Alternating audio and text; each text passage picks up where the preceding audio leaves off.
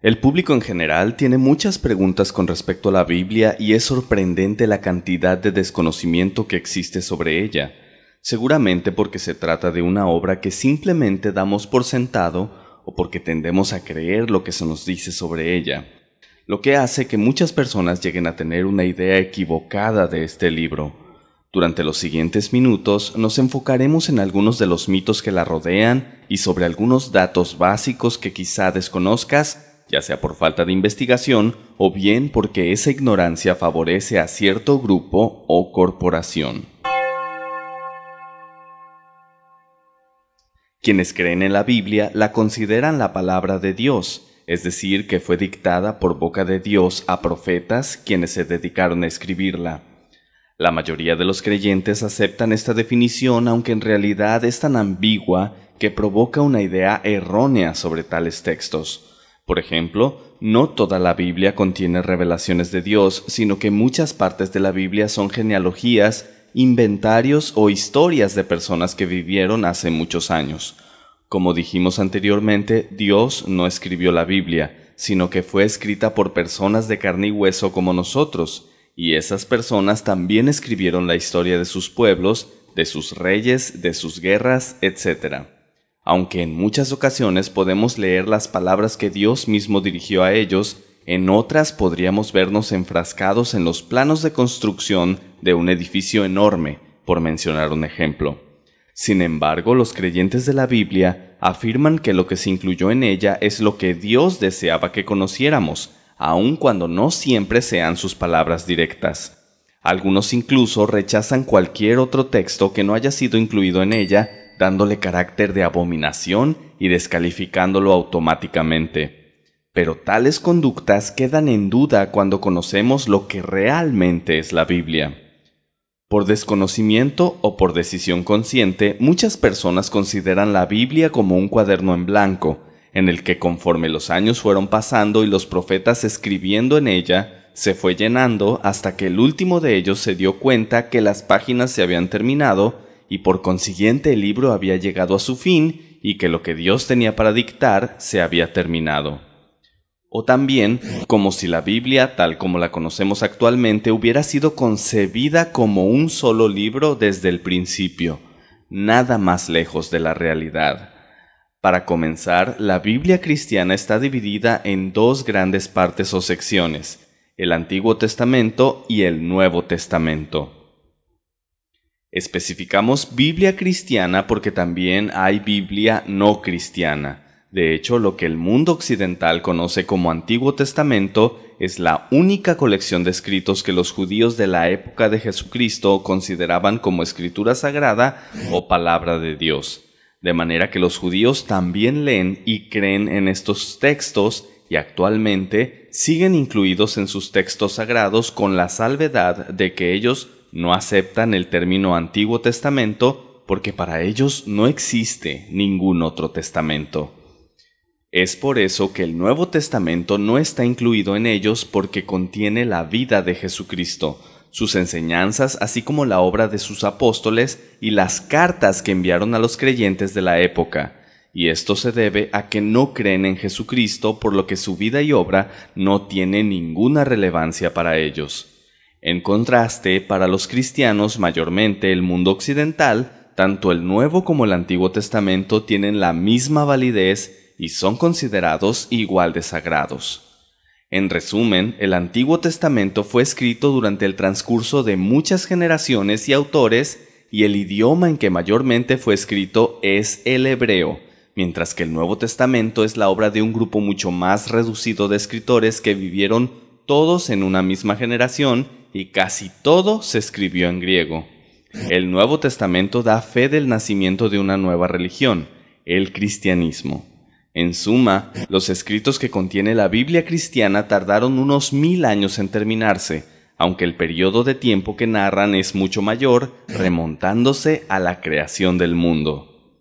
Como hemos visto hasta ahora, la Biblia no es obra de un solo escritor, sino de muchos, además de que se trata sobre todo de una compilación o una colección de diferentes escritos de épocas diferentes compendiadas en un solo tomo, y no fue Dios quien hizo tal compendio.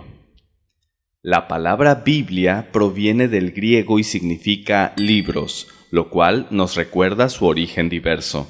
Se dice que los hebreos comenzaron utilizando el término y posteriormente fue adoptado por los cristianos. Era una época en que realmente eran libros como su nombre lo indica, es decir, aún no estaban encuadernados en uno solo. Debemos tener en cuenta que al usar el término libros nos estamos refiriendo a las obras que cada escritor creó.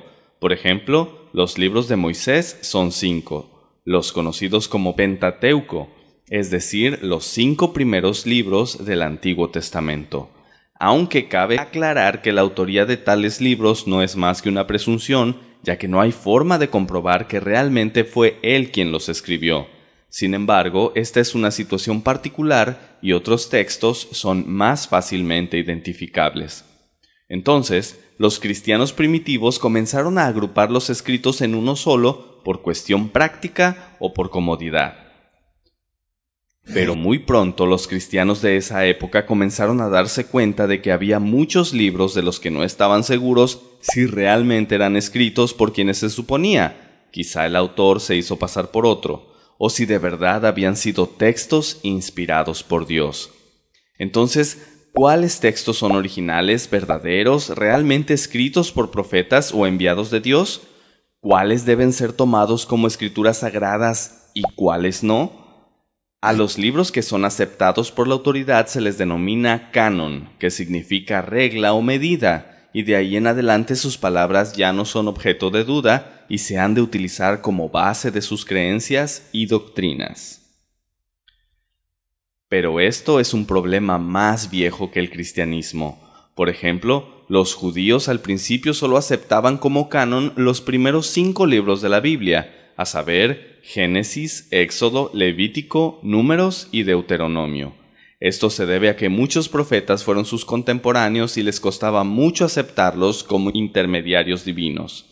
De modo que los profetas que ahora todos aceptan sin discusión, durante su vida experimentaron el rechazo, el oprobio y hasta el martirio, porque sus escuchas dudaban de ellos. Conforme las generaciones pasaban, se iban aceptando a más personas como profetas y por consiguiente más libros, o rollos en esa época. Eran aceptados como sagrados y por consiguiente la colección fue creciendo cada vez más.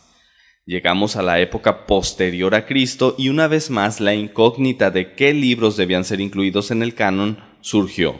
Al principio fue solo la tradición lo que hacía que la gente fuera reconociendo y aceptando los textos, pero la duda permaneció durante tantos años que aún en 1546, durante el Concilio de Trento en la sesión celebrada el 8 de abril de ese año, se discutió el tema.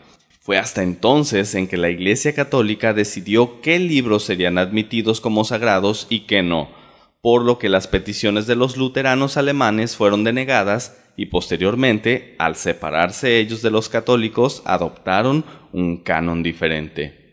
En la actualidad, las iglesias cristianas distintas a la católica utilizan el mismo canon en lo que refiere al Nuevo Testamento, o sea, que se puede decir que todas las Biblias, sin importar la religión que las imprima, contienen los mismos libros en el Nuevo Testamento, a saber,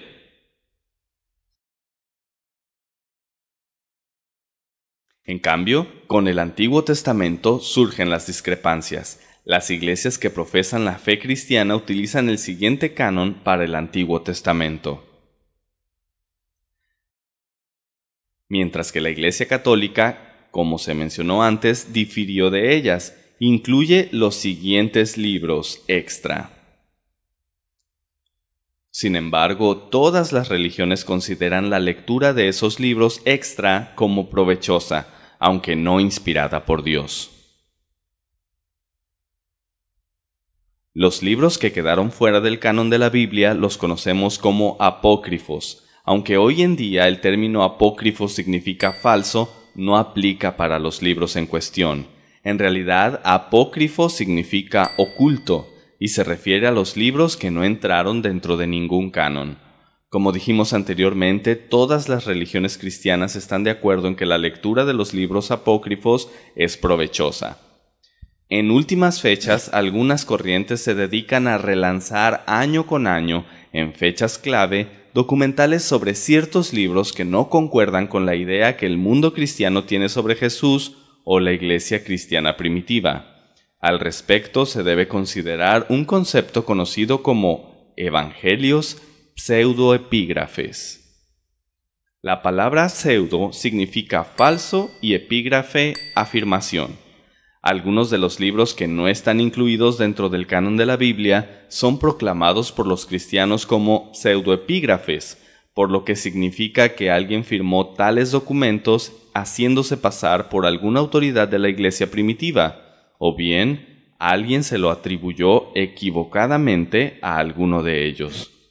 Para los cristianos, eso explica por qué algunos de los libros que no están incluidos en la Biblia causan tanto furor año con año cuando se reaviva el tema en la televisión, pues al no tratarse de escritura inspirada, estos relatos contienen errores o pasajes que se contraponen a la doctrina establecida en los demás libros, y esto sirve de base para poner en tela de juicio todos los conceptos que el mundo tiene sobre el cristianismo año con año.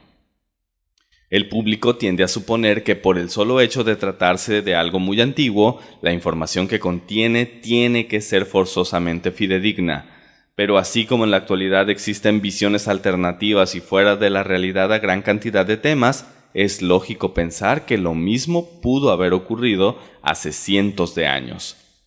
Entendemos pues que los libros escritos por profetas, o las escrituras como mucha gente prefiere llamarles, tienen mucho tiempo de existencia, pero que el concepto de Biblia nació junto con el cristianismo. Así que en términos estrictos, la idea de la Biblia es relativamente nueva. Lo más lógico sería pensar que los libros que la Biblia incluye están enlistados en orden cronológico, es decir, que el del inicio se inscribió primero y el del final fue el último en escribirse, una presunción justificada por el orden dado a los libros, pero equivocada. Génesis es el primer libro incluido en el Antiguo Testamento y aunque narra la creación del mundo, no fue el primero en escribirse. Génesis fue escrito entre los años 1445 a 1405 a.C.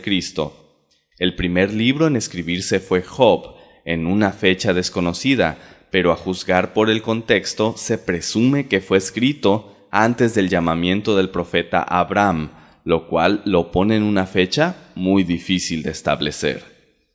El último libro del Antiguo Testamento es Malaquías, pero el último en escribirse fue Nehemías.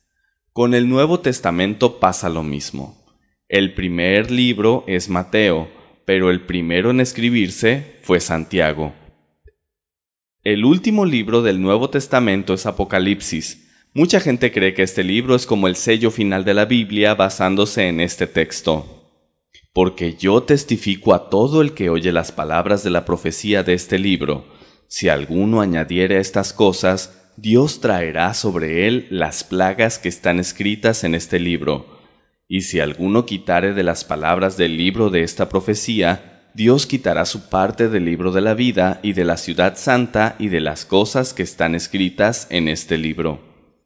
Como hemos visto hasta ahora, cuando Apocalipsis se refiere a este libro, no se refiere a la Biblia, porque aún no se compilaba. Es obvio que se refiere únicamente al libro de esta profecía, es decir, únicamente al libro de Apocalipsis. Además, Apocalipsis tampoco fue el último libro en escribirse. El Evangelio de San Juan, del mismo autor, se escribió después de Apocalipsis.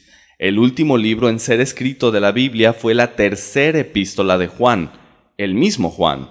Los eruditos lo datan por el año 100 después de Cristo, 110 y algunos hasta el 115. Así que si aplicáramos tal advertencia para toda la Biblia, varios libros no estarían incluidos en ella. Cabe mencionar que la misma aseveración se encuentra en la mitad del Antiguo Testamento, como por ejemplo Proverbios 30:6.